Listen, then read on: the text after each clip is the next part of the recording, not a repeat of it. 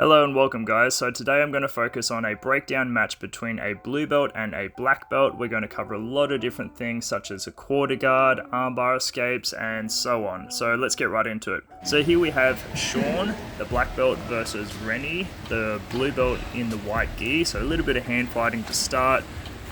So if you look at the grips, they've actually got the same cross lapel grip. In a moment here, right there, Rennie went for a cross collar drag takedown. So when you are doing this or going for an arm drag takedown, make sure you move out of the way. In those two examples, they were able to trip the legs. Here, going for that Owuchi-geri to get his opponent's posture broken, and you'll see that he's pulling in that void that he made. If you are unable to take them to their back, you've got to transition as quick as you can to try and get up on top. Okay, so Sean going into his guard pass there, transitioning around, and he might be trying to set up a Kimura or an armbar in this position. So definitely not the right time to settle in Rennie's situation. Okay, so the legs are quite wide. Rennie is trying to get that figure four grip, and the grip is broken. You notice that he's trying to lock the leg in between his legs to keep the legs apart. Okay, so not really a lot of movement in that situation, so let's break down what to do. So when we are looking at early stage defenses of an armbar, you can cross your arms in a figure four movement, hiding the arm that is getting attacked. From here, you do have options of bridging up towards your opponent if your legs are free. That was with a backwards roll with this example to get up on top. And this one here, turning towards him, bringing the leg over the top and shaking and pulling the arm out. Okay, you do have options of swinging your leg and moving towards the south side, and in that example there, bridging up towards your shoulder as if you're doing a backwards roll, pushing and pulling and shaking your leg out in this position. This is basically the same defense, but if you're unable to get to the top, you can push and pull and work your elbow down to the mat, and in this situation I was able to bring my leg inside to go into a single X guard. With this defense here, you're ideally keeping your hands together, ducking your head out and putting all of your weight on your opponent's north leg while avoiding mount. I have seen Rennie do this in the past very recently also. Okay, now so let's look at some later stage defenses. You do have an option of working on your hitchhiker escape, turning your palm down to your opponent's chest and rolling up and over your shoulder. But you always have to be able to look the direction you're trying to roll. And when you are doing this one, you want to make sure that your opposite arm is free. With this defense here, as he is trying to free up his far arm so he can roll separately to his opponent, he's driving his right arm in, so the bridge is actually going on the shoulder as opposed to the elbow. This combined with keeping your arm in the center as opposed to your opponent's north hip or south hip, they'll be less likely to hyperextend or dislocate your elbow.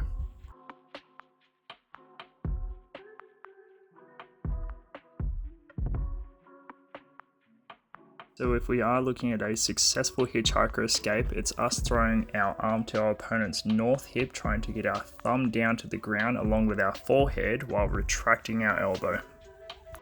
When actually trying to hyperextend your opponent's elbow, if they are moving towards the north, we want the elbow over our south hip. So from the offensive point of view, it's important to focus on following your opponent's hips. If your opponent is trying to do a hitchhiker escape, by moving towards the north, it's important for our south hip to follow our opponent's shoulder. There is a different style of escape called the passover escape, where you are passing your opponent's legs over your head while your thumb is pointed down towards your own hip. From the offensive point of view, if they are moving towards the south to escape, attempting this passover escape, your north hip should follow your opponent's shoulder to maintain that contact. Okay, so moving on from there, so starting with a little bit of stand up. Same thing again, got that collar tie and bit of push and pull. You saw Rennie went for the Owuchi-geri, so the inside leg reap. Would have been a perfect time to go for the cross collar drag there because he already had that grip. Okay, but still moving on here, trying to work for underhooks, and you can see Sean's got a single leg with that cross collar tie grip, focusing on that outside leg trip. and Rennie with what we call the rolling thunder, so a spinning heel kick to the face.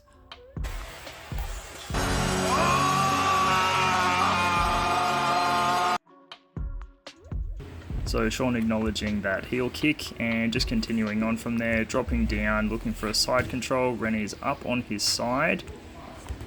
Okay, so trying to get Sean's back, but he was able to roll away back into guard, so he missed that diagonal control. But now Rennie trying to work into almost his body lock passes, and Sean going for a cutting armbar, which brought Rennie's arm across, and going into a very easy sweep, and Rennie finishing in a quarter guard. So really important in this position to keep your elbows in. The fact that Sean's knee is out makes him very mobile in this position. So almost moving into a cutting knee pass, Rennie back in, looking for maybe a deep half guard here, trying to catch Sean's knee, but back into the quarter guard. Really, really important in this position to keep your elbows in by your side. Right there would have been a perfect opportunity to strike his elbow under and go for deep half guard, but Sean focusing on getting his back. So as I was saying, it's very important to keep your elbows in by your side, curled up in a ball, as opposed to leaving them out where your partner can get double underhooks or an underhook and a crossface. So now we're going to look at a perfect example of how to transition into a deep half guard. This one is done by Jeff Glover, getting that far butterfly hook and transitioning up to the top. So in this situation here, when you are coming up on top, you can focus on working into a sweep if your opponent does face towards you. And in this example here, you see him get his butterfly hook to create some space to work on the back take, and then his opponent turned in towards him, causing the sweep. And here's an example of when they put their forearms on the ground and you can take the back. So with this example in the gi, you'll notice that he's framing on his opponent's neck. He actually replaced his knee. He got that push and pull to scoop his arm up underneath, and then got the butterfly hook and worked on that back take right there. So if we slow this down here, you'll notice that he started to create a little bit of space. His opponent cleared his knee. He pushed on his opponent's neck to replace his knee on the inside. And then as soon as his opponent started to break the grip, that was a right opportunity for him to actually work on scooping up underneath. And it's important with your arm, you're actually going to the opposite leg as opposed to a normal standard half guard. Alright then, let's just move on. Okay, so getting back into the roll, Rennie has his back taken. He's got one hook caught, which he doesn't have that diagonal control, Sean, which allows Rennie to get up back on top. But it looks like he's threatening a choke, and same thing here. This is very similar to what happened before. So Rennie's base has two hands on one side, so he could get his back taken, but he actually got done with the same sweep as he did prior. So it's pretty important to work on addressing this. So this is a very simple but important concept to understand. So think of your base like the four legs of a table or even a chair. As soon as you take one of those legs away, it's very easy to drive your opponent over that direction. And this will go across the board with any sweep, as long as you're underneath your opponent's center of gravity, and you do drive them that direction. Okay, so moving on, so you'll notice that Sean is almost in mount position. He's got his knee free, so he's very mobile in this position. So another perfect example of a time to go for a deep half guard. And I think the sweep that Rennie's actually attempting in this position, he's trying to pass the lapel around, but he didn't control the knee. So Sean was able to step back over into a quarter guard. So when your opponent is side on, you pass the lapel around, you're holding onto the knee, controlling the knee, getting the butterfly hook in, trying to get your head on the inside so you can look the direction you're trying to drive, and always looking for those upper body handles.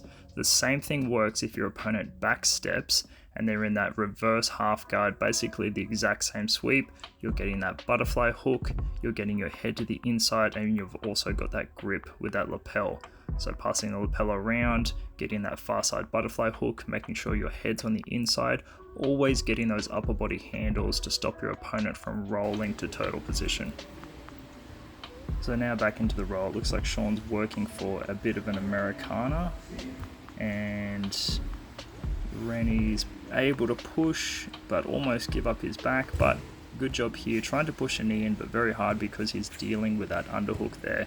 So Sean working into a cutting knee pass almost, but Rennie was able to reclaim his guard and getting that cross lapel grip as well, and working into a sweep there, very nice from Rennie. Okay, so he's up caught in a De La Riva, almost an X guard in this position here. It looks like, or single X, looks like he was going for that famous Craig Jones toe hold. Props off to Rennie for giving it a go, very nice. So it looks like Rennie's going for a bit of a reverse De La Riva guard, maybe a bit of an open like spider guard here. He's got an option of De La Riva.